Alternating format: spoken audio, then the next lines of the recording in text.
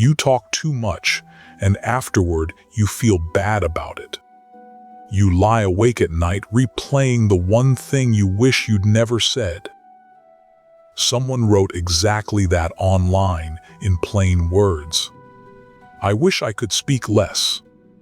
If that ache is yours, stay with me for the next 10 minutes. Because 1,000 years ago, the Sufis felt the same thing. And why they stopped talking has almost nothing to do with willpower. Here's the strange part. We are almost never quiet anymore. A voice fills your ears on the walk to work. A feed sits in your hand at every red light. And a running commentary plays inside your head that barely stops even when you sleep. We've grown so used to the noise that we've started to mistake it for being alive. Think about how tired you are after a day of talking and talking.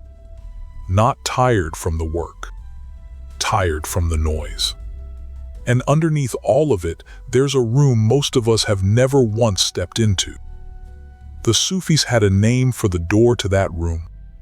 In his classic handbook on the path, the teacher Al-Qushayri called it samt, the guarded silence.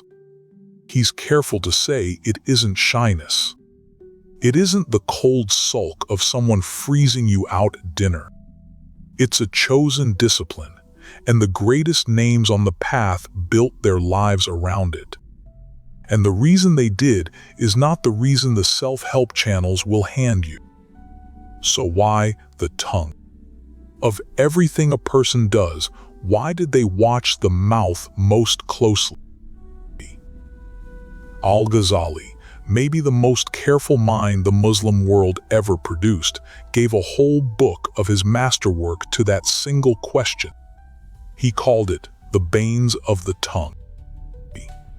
In it, he lays out around 20 ways the tongue trips us, and they rise from small to serious. At the bottom, the little things. Talking about what isn't your business. Idle chatter the Arabs called fudul al-kalam, surplus words. Then it darkens into gossip, mockery, and outright lies. His point under all 20 is quietly humbling. Of every part of the body you can move on command, the tongue is the easiest to move and the hardest to govern. It costs nothing to open. It runs on its own. Think about how one careless sentence can follow you for years, while every time you held back cost you nothing at all. That imbalance is the whole argument. Ibn Mas'ud, one of the Prophet's closest companions, said it harder still. Nothing, he said, deserves a long imprisonment more than the tongue. And then the Prophet Muhammad, peace be upon him, gave the rule that holds all of it together. Whoever believes in God and the last day, he said, let him speak good or stay silent. Read that again slowly. He didn't say always say something nice. He offered a third door most of us forget is even there. Say nothing. And now the reason I promised you, the one the power of silence videos never reach. You've heard the old line. We have 2 ears and 1 mouth, so we should listen twice as much as we speak. Zeno the Stoic said that, and it's good advice. But watch what the self-help version does with it. It turns quiet into a tactic. The confident man says less and controls the room. Silence becomes a way to win. The Sufi takes that whole idea and turns it inside out. You don't guard your tongue to gain anything. You guard it because of one line in the Quran, in Surah Qaf. Not a word does a person utter, it says, without a watcher beside him, ready to write it down. Raqib Atid, the ever-ready witness. Every sentence you have ever spoken already had an audience. So this was never about looking wise. It was about taking one small word seriously. When you truly believe someone is writing it all down, you stop performing. You start meaning what you say. But if that were the whole story, silence would be only fear. It isn't. Because something happens when the tongue finally goes still, and it's the one thing no Calm Your Mind app will ever sell you. Not what silence does for you. What silence knows. So step through the door. Here's what's in the room. At first, honestly, more noise. You go quiet and your own thoughts get louder, not softer.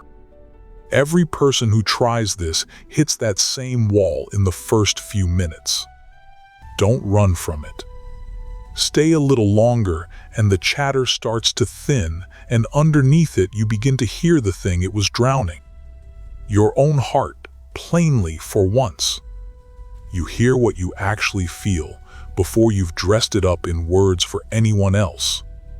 You hear the things you've been talking over on purpose. And under that, the quiet remembrance of God the Sufis called Taker. This is the misread that ruins it for most people. They assume silence means bottling things up, going numb, feeling less. It is the opposite.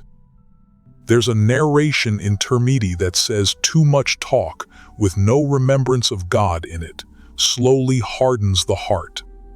Idle noise doesn't only burn your time. It dulls you, one empty sentence at a time. You start to catch yourself before the sharp reply. You hear a gap in a conversation and you don't rush to fill it. Small things, but they add up into a different kind of person. And this is where it parts ways with the apps on your phone. A meditation app wants to calm you down so you can get back to your day and perform a little better.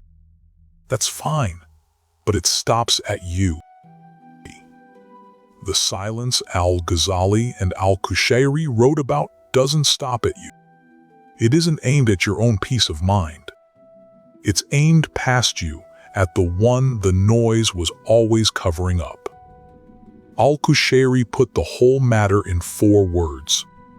Silence is safety. Now, before this tips over into never open your mouth again, there's a trap here, and the Sufis named that too. Abu Ali al-Daqqaq, a teacher from that same tradition, said something that should stop you cold. Whoever stays silent about the truth when it needs to be spoken is a mute devil.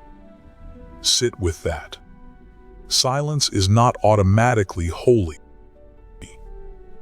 If someone is being wronged right in front of you and you say nothing, your quiet isn't a discipline. It's cowardice wearing a calm face. Real samt was never muteness. It's discernment. Speak the good, hold the rest, and learn the difference. That single rule quietly sorts your whole day. Before you speak, you get to ask one question. Is this good, or is it just noise? Most of what we say doesn't survive that question, and that is the point. And here comes the part that should lift a weight off you, because you're probably picturing a cave and a mountain by now. You need neither. The Naqshbandi Sufis had a phrase for their whole practice: solitude in the crowd. One of their teachers described the goal like this: you become so full of the remembrance of God that you could walk straight through a busy marketplace and not hear a word of it. The stillness lives inside the noise, not away from it. The job. The kids. The group chat that won't stop buzzing. You carry the quiet room with you right through the middle of your loud and ordinary day. Which brings us to the poet everyone quotes and almost nobody reads closely. Jalaluddin Rumi filled thousands of pages with words about love and longing and God. And more than 500 times at the very end of a poem, he signs off not with his own name, but with a single word.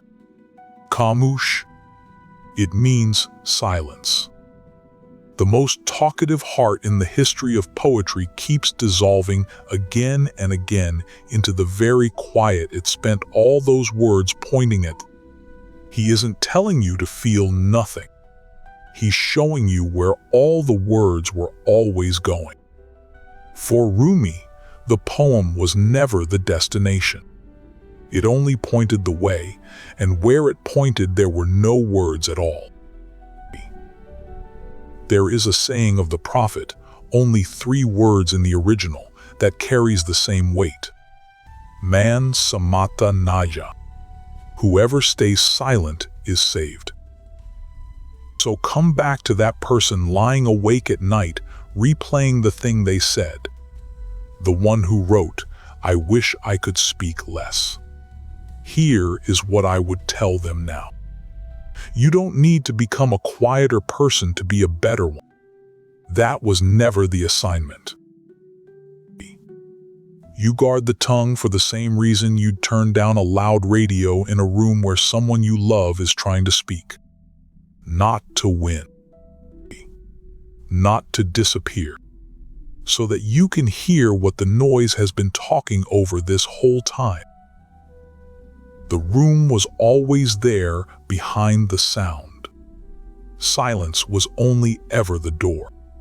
And now you know what's waiting on the other side.